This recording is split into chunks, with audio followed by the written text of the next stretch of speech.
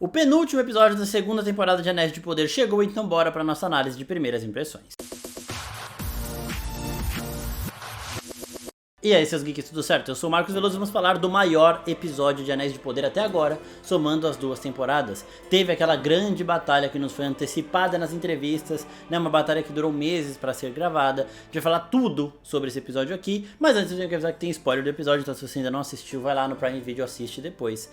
Volta pra cá. Bom, como esse episódio ele foca muito na batalha, os outros núcleos são esquecidos, né? Então a gente não tem Númenor, a gente não tem o Estranho, a gente foca muito na batalha e nas peças envolvidas na batalha, um pouquinho de Khazad-dûm, porque também teve uma relação. Bora começar. Bom, Eregion está sob ataque, só que o Celebrimbor está preso ainda na ilusão do Sauron. E é muito interessante a gente ver, porque assistindo a série, a gente não tem muita noção do tempo que se passou. O ataque dos orcs começou no episódio anterior, eles jogando aquelas catapultas lá, estourando bomba em Eregion. Eregion me passou um pouco de uma dimensão pequena, digamos assim, porque parecia que o exército de Eregion era muito pequeno para ser um reino élfico e tudo mais.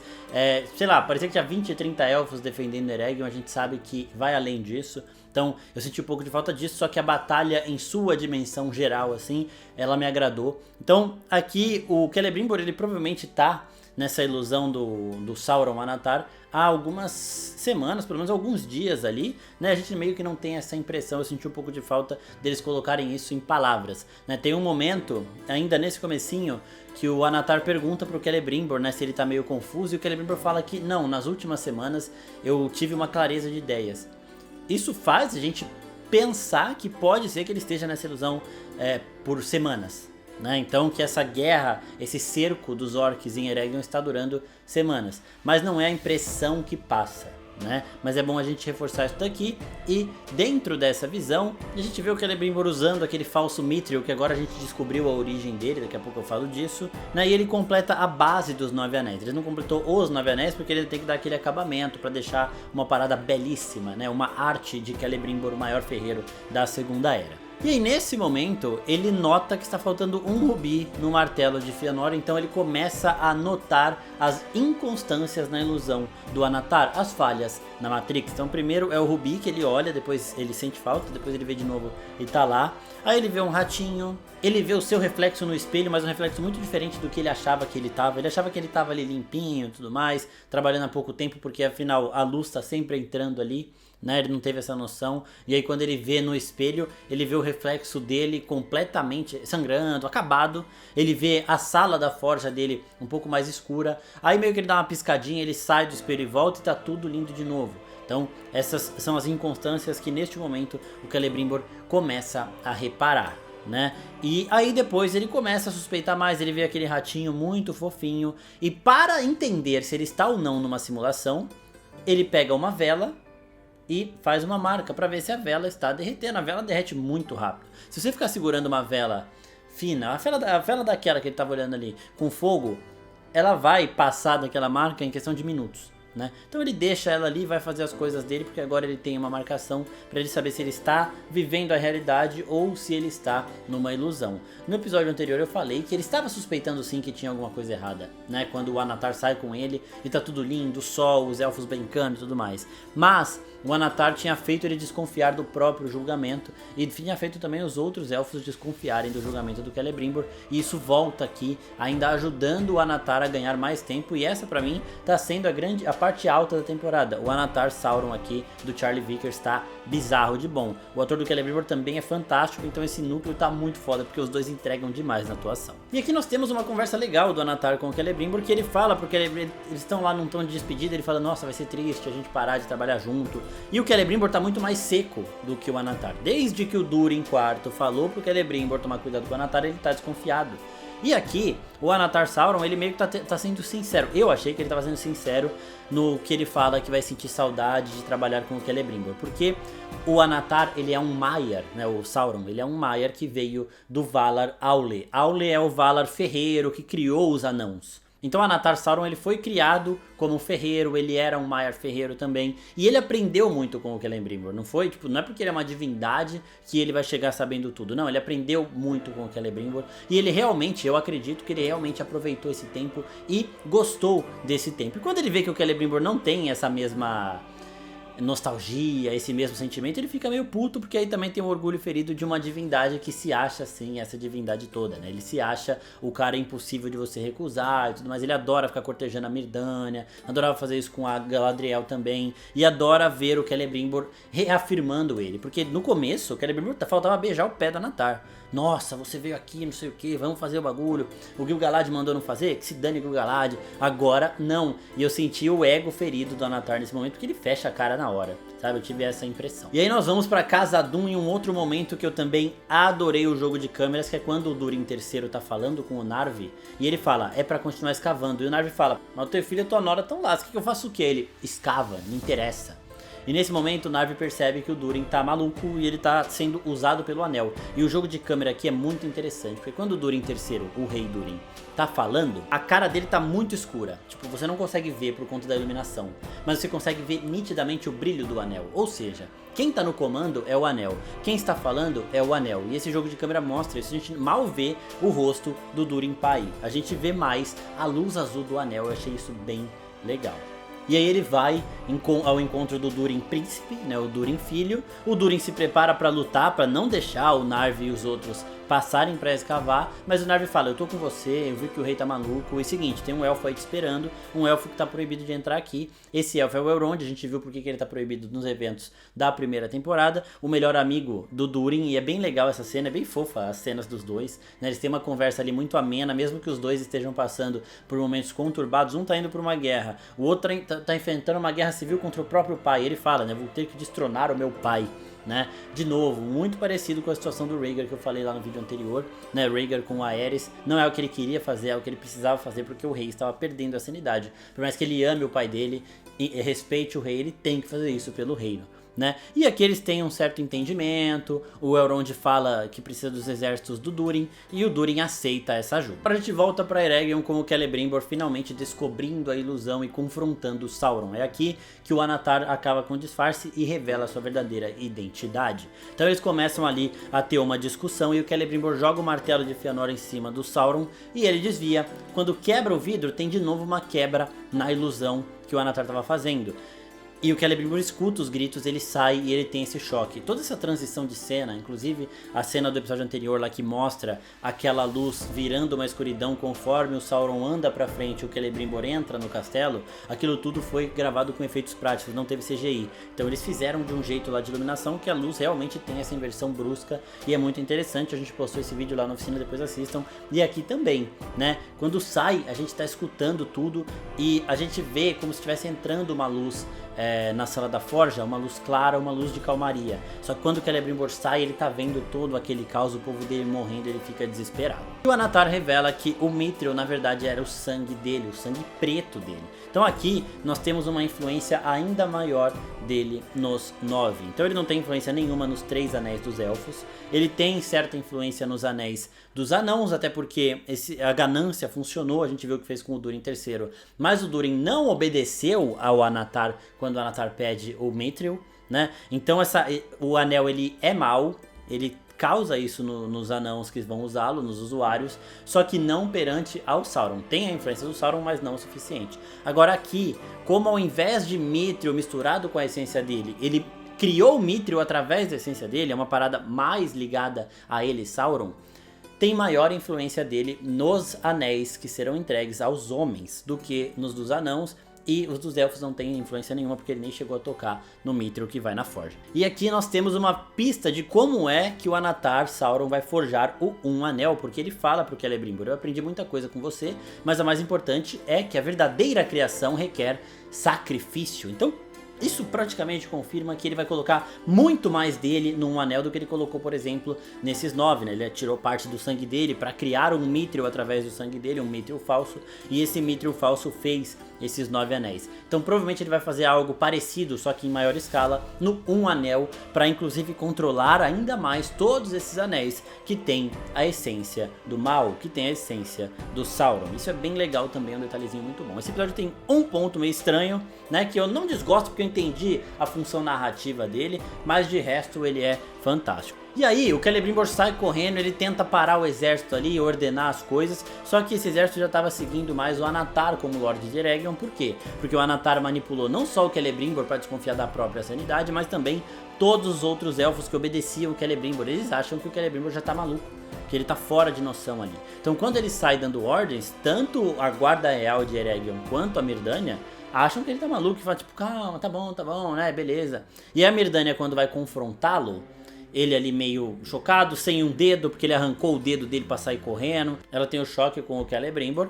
E ele vai tirar a mão dele, simplesmente tirar, e o Sauron aumenta o impacto da situação e joga ela pela muralha. Né? Ela cai viva ainda, o que tornou a morte dela ainda mais chocante, né? Meio agonizando ali, e depois ela é massacrada pelos orcs que estavam tentando invadir o castelo. Uma coisa interessante é que a gente vê aqui mais da vilania do Sauron. A gente sabe que ele é o Lorde das Trevas, que ele é capaz de qualquer coisa, mas segundos antes ele estava cortejando a Myrdania e falando que ela seria lembrada no momento lá que ele conseguisse prosperar. Né? E segundos depois ele não teve dificuldade nenhuma, remorso nenhum de sacrificá-la para manter esse disfarce de que o Celebrimbor tá maluco e manter a influência dele sobre os soldados de Eregion. E aqui a gente vê os exércitos elfos chegando com o Gil-galad, essa armadura que de novo é uma armadura com esses traços que lembra as duas árvores de Valinor. A espada da Galadriel ela tem isso, esses tracejados aí que parecem realmente as raízes de árvores. Então é bem legal, é uma armadura que nas imagens me passou uma parada de ser mais rígida e aqui pareceu ser uma malha, sabe? Não estou falando da fortificação dela, da resistência dela, porque a gente sabe que as criações dos elfos elas são também bem aprimoradas, né? Mas eu achei que ela seria algo mais, sei lá, no Elrond, por exemplo, ficou muito mais foda do que no Gil-galad. E aí o Elrond marchando, né, liderando os exércitos contra os orcs, e ele para bem em cima do exército orc quando ele vê que a Galadriel é refém. Galadriel, a grande amiga dele, uma das elfas também mais importantes de todo o reino dos elfos. Obviamente ele não ia sacrificá-la dessa forma, sangue frio. E aqui é bem legal a gente ver a paralisação, porque os orcs estão numa escuridão completa, enquanto os elfos estão numa luz completa. Então a gente tem esse choque muito nítido na câmera. Os orcs eles não podem ficar no sol, né? Então também faz sentido eles estarem nessa região mais escura, porque eles foram avançando com a chegada dos elfos, mas eles não podem avançar além daquilo. E possivelmente estava escuro desse jeito por conta de toda a poeira que eles levantaram, fazendo tudo o que eles estavam fazendo, derrubando montanha, jogando muita coisa para o céu, para dar uma escurecida, para aumentar o campo onde eles possam agir. Talvez tenha até uma influência do Sauron para aumentar o campo de alcance dos orcs, né? Não sei, eles não demonstraram muito isso, mas é bem legal esse take aí também para mostrar muito nitidamente o bem contra o mal. E aí o Adar vai negociar com o Elrond a soltura da Galadriel, ele quer em troca o anel, e o Elrond já tinha dito para Galadriel que ele não ia entregar esse anel, né? Que ele não ia dar nenhuma ajuda para o Sauron, mesmo que dependesse da vida, que a vida dela dependesse disso, e ela concorda, ela até fala antes, você deveria ter continuado correndo e matado todo mundo, foda-se. Né? E a negociação aqui não funciona muito, e o Adar ele cita a Melian, que é uma Maiar, assim como o Gandalf é um Maiar, o Estranho é um Maiar e o próprio Sauron é um Maiar, que são essas divindades de casta inferior aos Valar, que são as divindades primárias criadas pelo Deus Único para a criação da Terra-média. Então é bem legal também. Depois a gente fala mais da história desses Maiar, porque tem Maiar que se relacionam diretamente com os seres da Terra-média. Tem aqueles Maiar que ficam ali como se fossem superiores, tem alguns que nunca nem desceram, que a gente desconhece. Os Balrog, por exemplo, também são Maiar corrompidos pela escuridão de Morgoth. Então é bem legal a gente falar sobre isso também em um vídeo futuro. Se inscrevam aqui, porque assim que der um tempinho eu vou falar primeiro da história do Sauron, que é um vídeo que eu tô devendo, muita gente já pediu, e depois eu faço esse também. O Adar se recusa a soltar a Galadriel, e o Elrond chega perto dela, né, pede pra se despedir e tudo mais. Ele arranca o broche dele, e o orc que estava do lado da Galadriel viu isso, tá, ele viu. E aí ele chega perto da Galadriel e beija ela, esse beijo que tá causando muito, um beijo que muita gente não gostou, principalmente pelo fato da Galadriel ser sogra do Elrond. Pra quem não sabe, o Elrond ele é casado com a filha da Galadriel, e assim, os dois são casados, né? O Elrond é casado com a filha da Galadriel, e a Galadriel tem o Celeborn, que também não apareceu na série. Ele beija ela, mas, gente, é assim, é um beijo meio estranho, mas tem função narrativa. Ele não só beijou ela pra chegar perto dela e passar o broche, que ele poderia fazer isso de qualquer outra forma, mas ele meio que beija pra gerar uma distração maior, né? Ele beijou a Galadriel, a galera vai olhar pra isso, não vai ver a mãozinha passando por baixo. Se ele fosse só abraçar, é capaz de alguém ali tá olhando e falar, deixa eu ver se esse cara não vai fazer nada. Quando beija, todo mundo é fofoqueiro, gente. Todo mundo foi olhar pro beijo. Tipo assim, é uma coisa bizarra, tipo, estranha, porque ele tá beijando a sogra dele e tudo mais. Mas tem função narrativa de distração, é pra isso que ele fez. Ele passa o broche, o orc que tava olhando de frente, ele viu ele tirando o broche, ele ainda falou pro Adar, ele tá desarmado, ele sabe, mas ele já tá discordando um pouco do Adar, porque esse é aquele orc que tem família, que realmente acreditou naquele papo do Adar de querer apenas um lar para os orcs, né? Então ele tá contra a guerra, ele vê o Elrond fazendo isso e ele acha que o Adar ficaria enfraquecido e estimulado a não continuar esse plano se ele perdesse a Galadriel e não tivesse o anel. Então ele deixa as coisas acontecerem e dá tudo certo. Depois ela consegue escapar, o Arondir ainda chega para ajudá-la e o Adar não consegue trocar a Galadriel pelo anel nem mantê-la como refém. E nós voltamos para Khazad-dûm, né, o Durin dando aquele discurso lá, inspirando o seu povo para ir pra guerra. Ele já é o rei de Khazad-dûm aqui, não é o rei de fato, mas ele já é o grande líder respeitado de Khazad-dûm. E o pai dele, ouvindo tudo isso, sai de fininho. A galera não devia ter deixado ele sair. Mas o pessoal olhou e falou, o rei já viu que deu merda aí pra ele, foi só se retirar, foi deitar, fazer alguma outra coisa. Só que não, ele foi escavar, ele tá potencializado pelo poder do anel, então a força dele é muito maior. E ele tá escavando e vai soltar o Balrog. Ele vai soltar o Balrog porque o Balrog tá ali embaixo, ele não pode escavar tanto, ele tá escavando porque ele tá maluco. Ele já perdeu qualquer noção, ele só quer saber de dinheiro. E enquanto o Durin filho tá discursando, a gente vai vendo alguns movimentos da batalha. A Galadriel fugindo, o Celebrimbor também tentando fazer as coisas dele ali. E aí a gente volta pra Eregion. No meio da treta, o cavalo do Elrond morre e a gente vê como que os elfos se importam com as formas de vida da Terra-média, né? Ele fica muito puto aqui e vai pra dentro dos orcs. E é bem da hora toda essa situação de luta. Ver elfo lutando sempre é muito bom, né? A Galadriel escapa e o Arondir ajuda ela na fuga. O Arondir estava ali justamente porque ele quer matar o Adar. E a Galadriel faz um discurso muito bom de inspiração pra ele aqui. Basicamente a mesma coisa que o cão fez com a Arya pra ela não ir matar a Cersei, né? E a Galadriel vê o Adar velando os orcs. É bem interessante isso, porque o Adar ele é um servo de Morgoth ainda, então ele vela na escuridão, né? A escuridão é o paraíso dos orcs e do próprio Adar, que é um elfo corrompido. Mas a Galadriel vê uma certa humanidade nele quando ele solta uma lagriminha que ela achava que não tinha, né? Não sei se isso vai influenciar ou não, porque ela vai continuar odiando os orcs do jeito que ela odeia, mas ela vê um pouco disso nele ali. E é um ponto importante, eu achei pelo menos. A gente volta a Khazad-dûm e o Narvi fala pro Durin príncipe, não dá pra gente ir porque teu pai tá escavando lá, daqui a pouco vai liderar aquele Balrog. E o Durin fica aflito porque a Disa tava ali, ela também tava protegendo, impedindo essa passagem. E o Narvi chega e fala, teu pai matou meus homens todos e ele tá lá escavando, e a Disa falou pra você ir lá. Ele não fala se a Disa falou isso antes de morrer, se morreu ou não morreu. Não morreu, né? A gente sabe que não morreu. Mas o Durin já fica desesperado e sai correndo. Então ele cancela a ajuda que ele daria pro Elrond, porque se ele ajudar o Elrond, Khazad-dûm pode ser destruída, porque vai sair um Balrog dali. E é bem legal que o Narvi fala que ele cortou os homens do Narvi como se fossem trigo. Então ele passou rapando, assim, por quê? Porque ele tá muito mais forte por conta do anel. Eu acho isso um pouco de exagero. Uns 10 anãos ali poderiam segurar o Durin III, e provavelmente era isso que o Narvi tinha. Então o anel tá aumentando muito a força dele, mas beleza, né? A gente tá comprando que o Durin III foi muito mais influenciado pelo anel do que ele deveria ser, tanto nessa ganância quanto na força bruta dele. E a gente volta pra Eregion, já acabando aqui. O Sauron tá conversando com o Celebrimbor e ele fala sobre as diferenças de abordagem dele e do Morgoth. Primeiro que ele compara a situação do Celebrimbor com a que ele tinha com o Morgoth, e provavelmente não era assim, ele não era esse escravo todo, só que ele, se achando essa divindade máxima, deveria ter dificuldade de seguir ordens do seu superior. Eu acho que ele deu uma exagerada aí nesse ponto, tá? Só que ele fala que o Morgoth queria destruir tudo e ele só quer arrumar tudo. No começo da primeira temporada, o Adar falou que o discurso do Sauron era esse, de curar a Terra-média. No primeiro episódio dessa temporada a gente vê esse discurso de novo, de curar a Terra-média. E aqui o Sauron fala pro Celebrimbor que ele apenas quer curar a Terra-média desse jeito dele, só que o Celebrimbor, mano, continua ali. De novo, o ponto alto aqui, porque a interpretação dos dois atores ela é fantástica. E eles vão nessa e o Celebrimbor fala, você é o mestre realmente das enganações, porque você até engana a si próprio, né?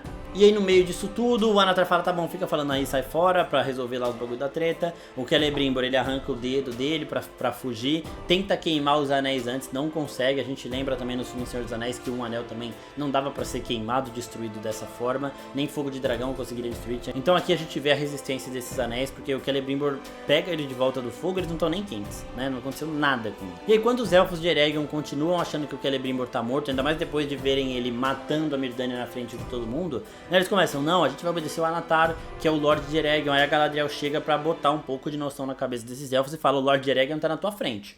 Tá, querido? O outro aí é o Sauron, não sei o que. Eles começam a ter uma conversa muito sincera aqui, o Celebrimbor e a Galadriel. Ele entrega os 9 anéis dos homens pra ela fugir com esses anéis, né, pra deixar eles longe do Sauron.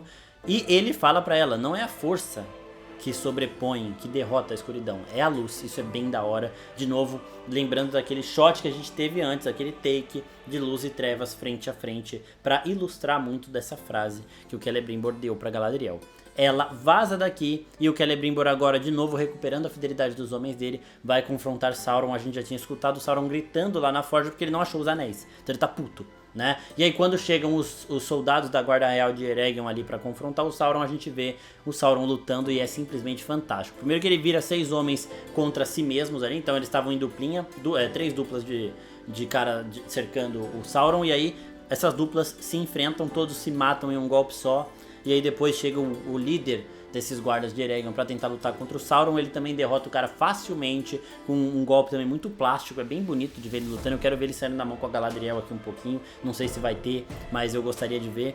E aí, nisso, lá fora a porrada tá comendo solta. O Adar fazendo exatamente aquilo que ele repudiou o Sauron por fazer, que é simplesmente desperdiçar as vidas orcs por nada. Ele caiu no papinho na manipulação do Halbrand ainda, que ele ainda estava na forma de Halbrand, e ele tá realmente usando os orcs como bucha de canhão, que é tudo que o Sauron queria fazer no primeiro momento, né? E aí ele chama o Dunrod, que é aquele troll gigantesco da montanha que a gente tinha visto, que estava procurando o Sauron também no começo da temporada.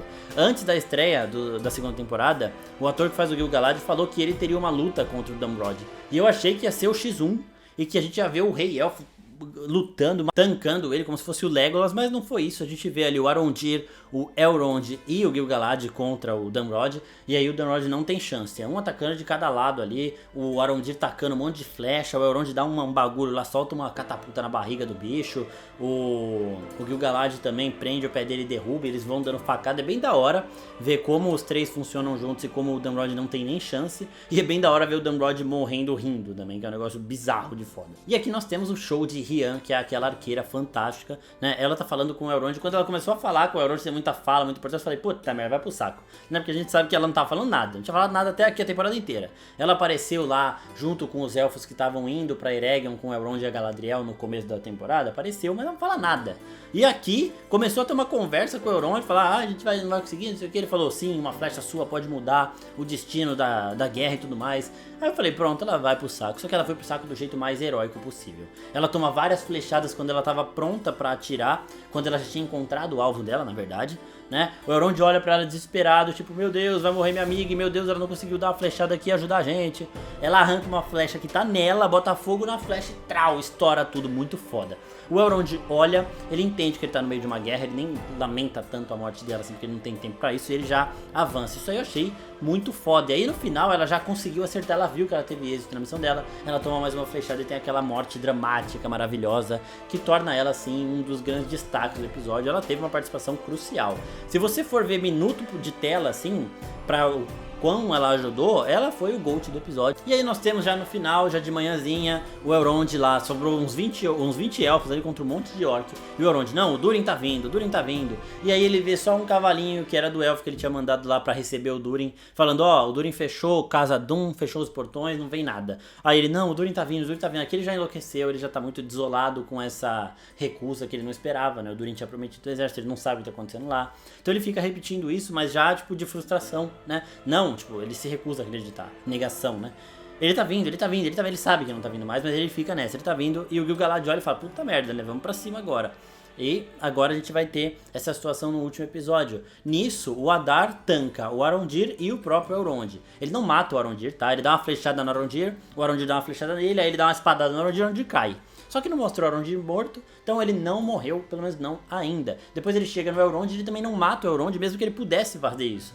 O Elrond estava ali, completamente entregue, desolado porque o Durin não foi. Ele podia enfiar a espada, a faca ali no Elrond, matar e acabar, pronto. Não fez isso, ele pega o anel e aí acaba o episódio. Na semana que vem nós teremos o último episódio da segunda temporada. A terceira temporada já está renovada, já está confirmada, né? Foi renovada antes mesmo da segunda temporada estrear, bem antes. Então ela já está em desenvolvimento com roteiro e tudo mais, e ela deve ser lançada também nesse intervalo de 2 anos, um lançamento próximo à terceira temporada de House of the Dragon, que as duas séries estão tendo esses lançamentos próximos. Na primeira temporada elas foram lançadas juntas, foi na mesma época que estava sendo os episódios das duas. Aqui acabou House of the Dragon, começou Anéis do Poder, e daqui 2 anos nós teremos as terceiras temporadas das duas séries também. Mas semana que vem tem o último episódio da temporada, que deve caminhar muito mais para encerrar provavelmente a ameaça do Adar, talvez, acredito eu, que o Sauron vai matá-lo, e estabelecer o Sauron como o grande vilão em nível de força também da terceira temporada. Ele é o grande vilão dessa temporada, mas aqui ainda em nível de manipulação, porque o plano dele começou lá desde o primeiro episódio e está funcionando de maneira espetacular, sendo o grande ponto da temporada toda essa manipulação que ele está fazendo. Espero que vocês tenham gostado do vídeo. Se gostou, se inscreve no canal, curte aqui e até a próxima, pessoal. Tchau, tchau.